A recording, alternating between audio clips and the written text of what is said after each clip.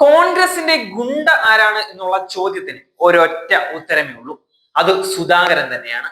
വേറെ ഒരു പേര് കേരള കോൺഗ്രസിൽ ഗുണ്ട എന്നുള്ള പേരിനൊപ്പം ചേർത്ത് വായിക്കാൻ കഴിയില്ല. സന്ദീപ് വാര്യർക്ക് ഇനി ഒരു മൂത്ത കോൺഗ്രസ് ആയി വരുമ്പോഴേക്കും ചിലപ്പോൾ സുധാകരന് ഒരു കോമ്പറ്റീഷൻ ആയിരിക്കും. എന്നാലും സുധാകരന്റെ തട്ട് താന്നു തന്നെ നിൽക്കും. അടി ഇടി വെട്ട് കുത്ത് ഇതൊക്കെയാണ് സുധാകരന്റെ ഒരു രീതി തന്നെ. വോട്ട് കിട്ടി ജയിക്കാൻ സാധിച്ചില്ല എങ്കിൽ കയ്യൂക്ക് കൊണ്ട് കാര്യം നേടാം എന്ന ഒരു ശൈലിയാണ് സുധാകരന്റേത്. ആളുകളോട് സംസാരിക്കുന്നതാണെങ്കിലും അങ്ങനെ തന്നെയാണ്. അതിനി പ്രവർത്തകരോടാണെങ്കിലും അണികളോടാണെങ്കിലും നേതാക്കളോടാണെങ്കിലും എല്ലാം അങ്ങനെ തന്നെയാണ്. അതാണ് സുധാകരന്റെ ഒരു രീതി തന്നെ. പലപ്പോഴും ഈ വക പ്രതികരണങ്ങൾ അതിര് വിടാറുണ്ട്. എല്ലാവരുടെയും മുന്നിൽ പ്രതിപക്ഷ നേതാവിനെ അറിയാതെയാണെങ്കിൽ കൂടി ചീത്ത വിളിച്ചത് കോൺഗ്രസിന് ചില്ലറയൊന്നുമല്ല, നാണക്കേട് വരുത്തി വെച്ചത്.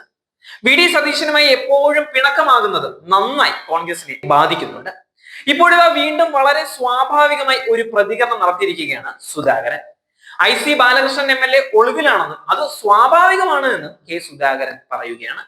അറസ്റ്റ് വാറന്റ് ഉള്ളയാൾ ഒളിവിൽ താമസിക്കേണ്ടി വരുമെന്ന് പറഞ്ഞ സുധാകരൻ ബാലകൃഷ്ണൻ ഒളിവിൽ പോയതിനെ ന്യായീകരിക്കുകയാണ്. ഒന്ന് ആലോചിച്ച് നോക്കണം. കോൺഗ്രസിന്റെ തന്നെ ഒരു പ്രവർത്തകനാണ് ആത്മഹത്യ ചെയ്തിരിക്കുന്നത്. ഒരു ജീവൻ അപ്പോൾ ഇത്രയൊക്കെ വിലയുള്ളൂ.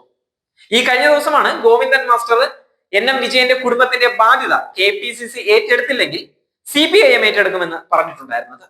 അതിന് പിന്നാലെ ഇപ്പോൾ സുധാകരൻ ജീവനൊടുക്കിയ DCC ട്രഷറർ NM വിജയന്റെ കുടുംബത്തിന്റെ ബാധ്യത ഏറ്റെടുക്കുന്ന കാര്യത്തിൽ പാർട്ടിക്ക് ഉത്തരവാദിത്തമുണ്ടെന്ന് പറഞ്ഞിരിക്കുകയാണ്.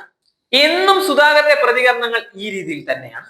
പിണറായി വിജയനെ ഒരു മര്യാദയും ഇല്ലാതെ അവൻ ഇവൻ എടാ പോടാ എന്നൊക്കെ സ്ഥിരം പറയുന്ന സുധാകരൻ സുരേന്ദ്രനെ പറ്റാവുന്ന സ്ഥലങ്ങളിലൊക്കെ പുകഴ്ത്തി പറയാനും മടിക്കാറില്ല.